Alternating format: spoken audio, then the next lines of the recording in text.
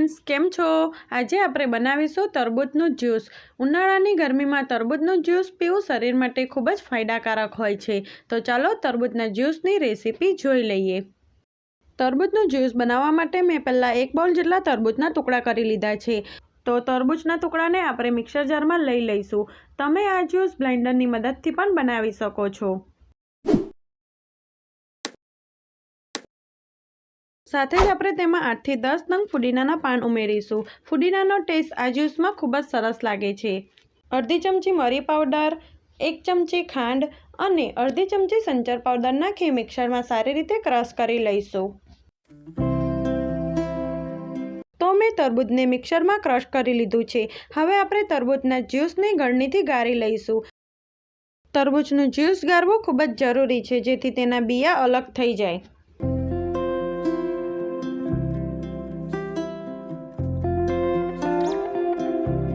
મેં બધા તરબૂચનું જ્યુસ ગાળી તેના બિયા અલગ કરી લીધા છે।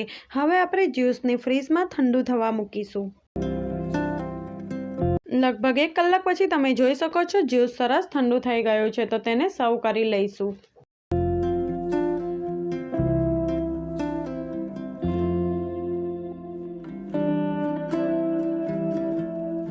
ઉપરથી આપણે ચપટી ચાટ મસાલો નાખીશું। ચાટ મસાલાનો ટેસ્ટ આ જ્યુસમાં ખૂબ જ સરસ લાગે છે।